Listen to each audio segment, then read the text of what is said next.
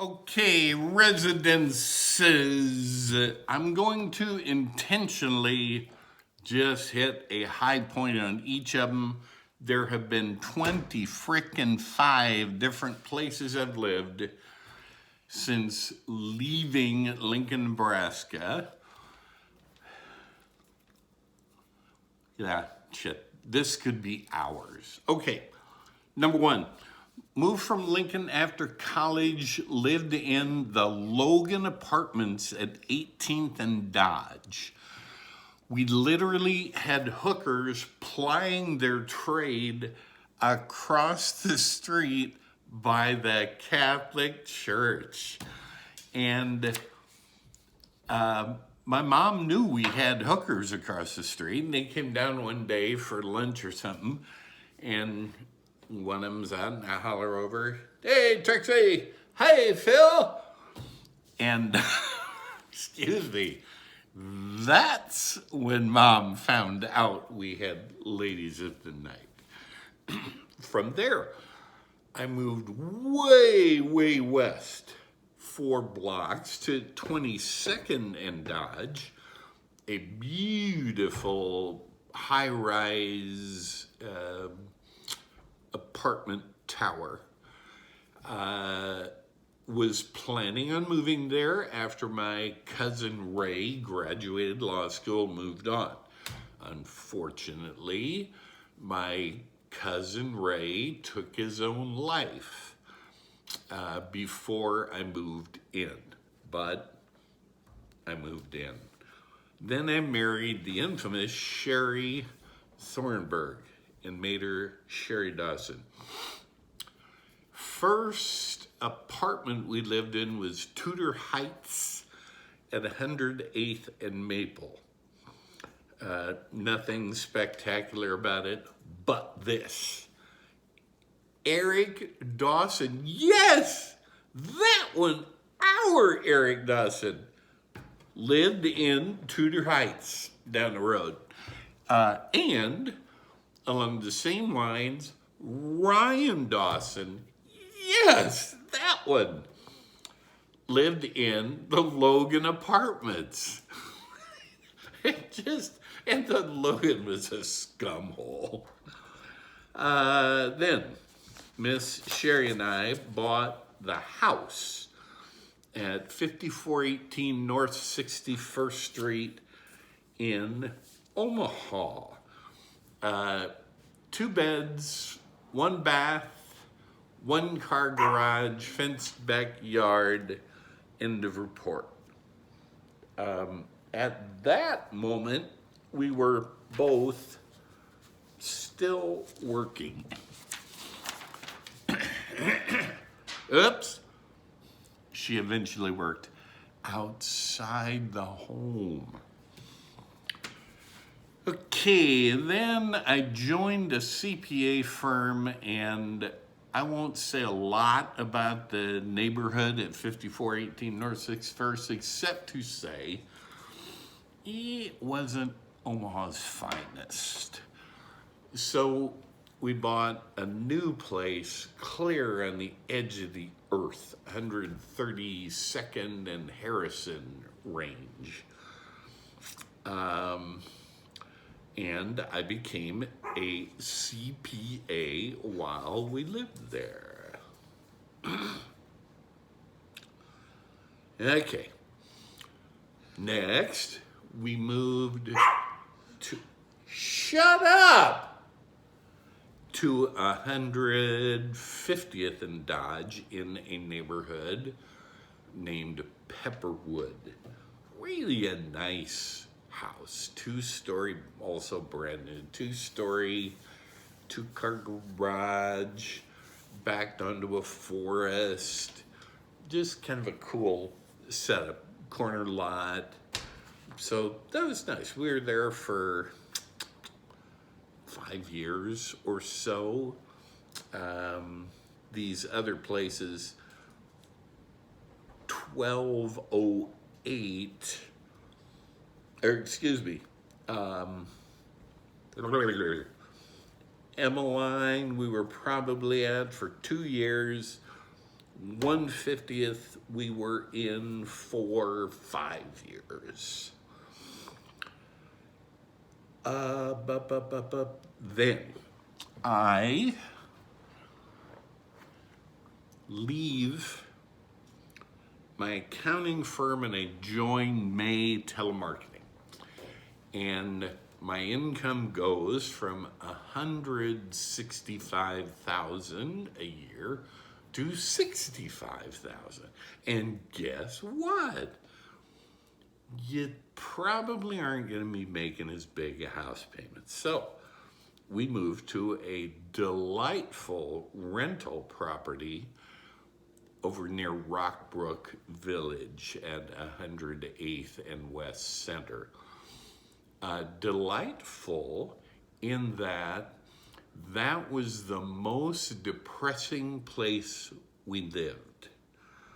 It's the most depressing place I've lived. I mean, I realize I am way spoiled, and so grain of salt when I say not the nicest. But it was kind of gloomy. An older neighborhood, mildly run down. Ick. And we were there for 2 years. Then we moved to 167th and Pierce, effectively 168th and Pacific. And rented that. It was that Rockbrook house 20 or 30 years newer. I'm almost identical. 3-bed, 2-bath, 2-car garage kind of thing. Then Sherry and I went out and bought a bigger, better house on 159th Avenue, 909 South. And we came up with some bullshit story. I feel like I've told this story. I'm sure I have. About sending them away, and when they came back, everything had been moved. So we were in that house on 159th Ave for 7 years. Let's take time out for math. 7 years there. I mentioned earlier, Pepperwood was 5. It's 12 years.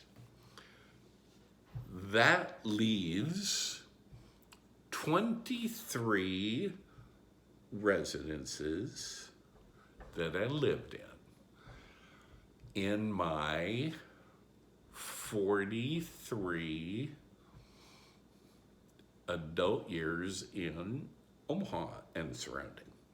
So 43 years, 23 places. The average isn't even 2 years. For all the rest of them. There's some moving around. The house on 159th became the boys' house, which was discussed earlier. Okay, now I am post-Sherry divorce and with Kathy. When I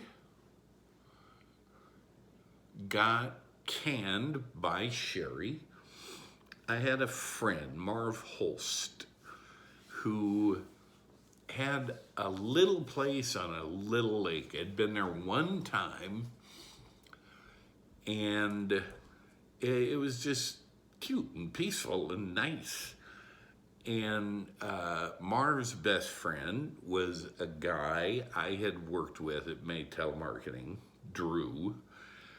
And Drew notified me that Marv was in Tucson,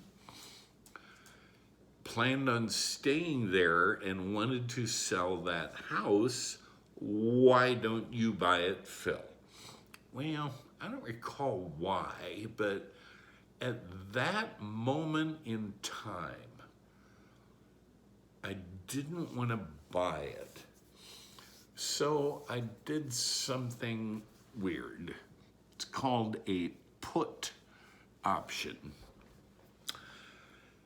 I paid him his asking price, but for 2 years, I had the option of just giving it back, okay? And when they bought it from me, he loaned the money to me. So 2 years come nearly to a close, and I'm going to move. So I tell Marv, yep, giving you the house back. What do you mean giving me the house back? And he said, well, you remember, I have this 2-year put. And Marv, by the way, has been in real estate for a long time, but like most people, had never seen this done. So Marv was, to coin a phrase, pissed. Because now here he is, 2 more years out in not Phoenix, what's the other one, over that direction. And now he has to mess with this deal. So Marv was not happy. Not my problem.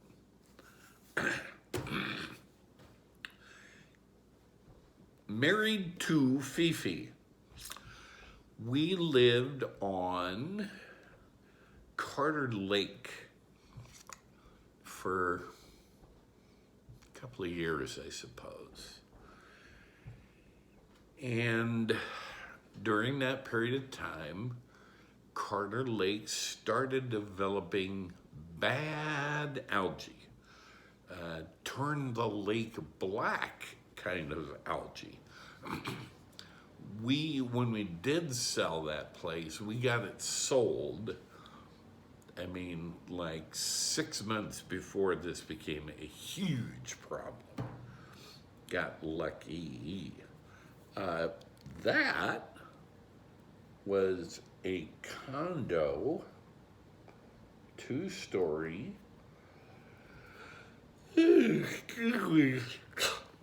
walkout basement, hot tub, brand new, and we bought new furniture all the way through. Really a nice place. And then one day, Fifi wakes up and says, Sparky, I really miss our lake, Timber Lodge, where that little first house of Marv's was. And I went, yeah, so do I. Let's just take a drive through. Sure, there's one for sale. It's literally the only house of the 30 on that lake that had a 3-car garage. So a huge extra. So, long and short, ended up buying it. Fixing it up, whatever. I was in that house at the kitchen table working when I got a call from my psychiatrist that she had died. So very many pleasant memories there. That's not one. So I'm back to single.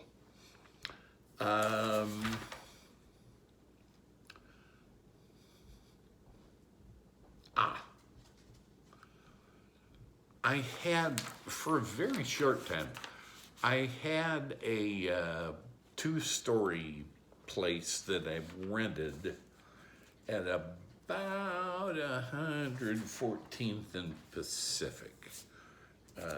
Not a long-term situation by design. I wanted to move downtown. I had always thought I would love living in the old market. But before I put hundreds of thousands into something I'd never done, I thought I would live in an apartment or two for a year or two and go from there. So I ended up in Bluestone Developments Bemis Building Apartments.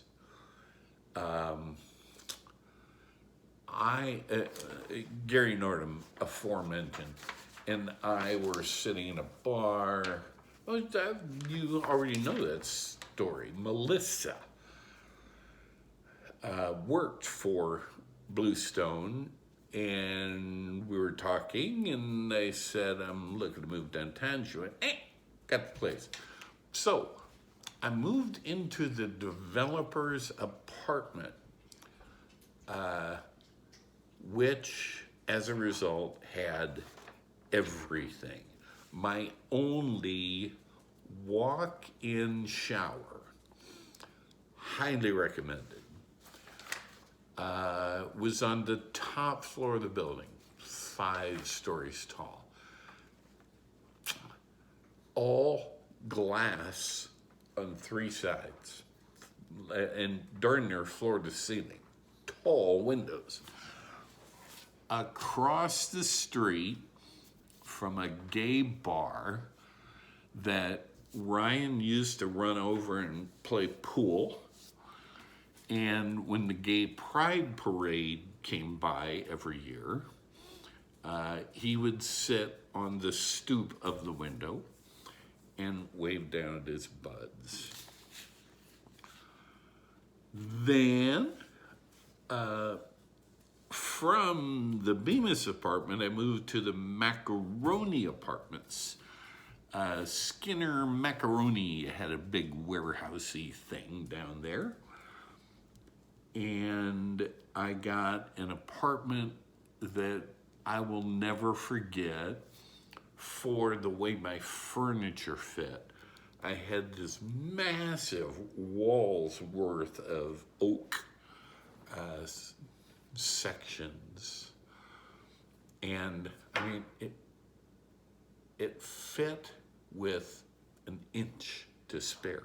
And the thing, cripes, I'm looking over here at my wall in my duplex, and you're talking that was easily 25 feet of wood that, boom, just fit. And from there, that's 2 places to rent. It's time to buy. And I bought my row house on Leavenworth Street. 2,200 square feet. First floor was my office and my garage. You walked from the garage into the steps up to the main floor, which had half a bath, a balcony, the kitchen, the dining room, and the living room. Brand new, unbelievably nice. It had a rooftop deck, upstairs, 3 beds, 2 baths. Had a rooftop deck, and without exception, my good friends think that not only am I an idiot about lots of things, especially leaving that place, But why did I? I got married to beautiful Cindy Hole. And beautiful Cindy lived 2 blocks from the family bank where she worked. And didn't seem fair to me to have her drive 45 minutes, which it was from Row House to her place in Wahoo. Not fair to have her drive 45 minutes when she could walk 2. So I sold that place. And it really was spectacular. It kind of had to be there, but it was nice. And when I sold that, I moved to Wahoo, into Cindy's house that was 2 minutes away from work. Interestingly, there was a residence between Row House and Wahoo. We're good Catholic people. Well, Cindy is good Catholic people. And so I rented an apartment for a year after selling the row house before marrying Cindy, so that we weren't living in sin.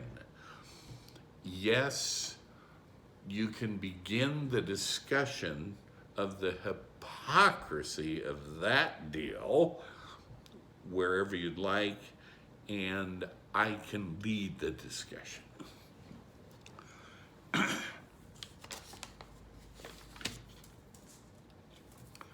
So, by the way, we're up to 19 out of 25. We're 22 minutes in. I'm gonna nail this baby. Okay, so Cindy and I then moved back to Timber Lodge Lake. Timber Lodge, 2-bed, 2-bath, short time with Kathy there. Come back to Timber Lodge after Carter Lake Condo, 3-car, 3-bed, 2-bath. Beautiful. And now, the grand finale. The place is breathtaking. My 2 favorite places, number 1 is the Soma Row House downtown, due to all the eating, drinking, and entertaining options within a mile or less. The last Timber Lodge house that Cindy and I redid, and the Timber Lodge house that Fifi and I lived in. 3-car garage. Those are my clear 1, 2, and 3. Okay. I decide on May 9th of 2016, I am going to leave Cindy. I park myself at a rental arrangement called Value Place.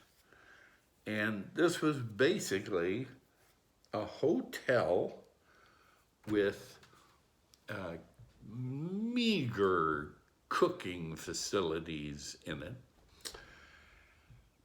that you could rent month to month. And I was there probably a little less than a month. Really, building was fine, all that, but just had a real icky feel to it. So then I did A little move to Midtown Crossing, discussed earlier tonight. 30th and Dodge, 5th floor, view of Turner Park.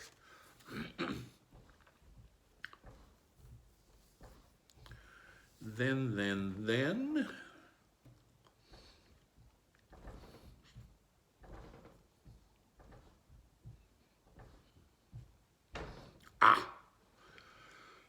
I lost my train there. Broadmoor Hills, which is the one between Midtown Crossing, where I stayed for 6 months immediately post-divorce Cindy, and moving to Fremont. 6 months at Midtown, a year at Broadmoor Hills, Fremont. And I've lived in 2 places in Fremont so far. 415 Boulevard, that's the one in Lori's backyard. And I paid $140 for that place, and I haven't really discussed numbers, I don't think. Paid $140 for it. 1-car garage.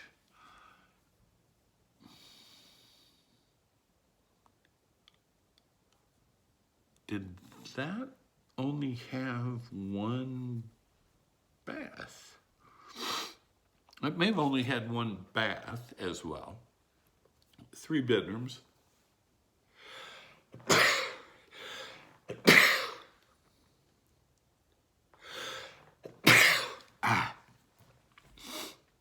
And it was on a lot that was so big, it was comical. The first thing it did was put up a wooden fence.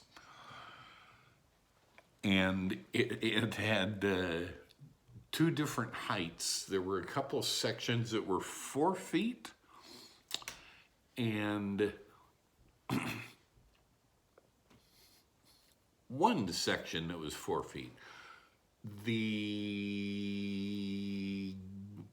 fence that we shared, Lori and I, was 4 feet tall, so we could see over the top. Hi, how are ya? Everything else was a 6-foot fence. Gate from my yard to her yard.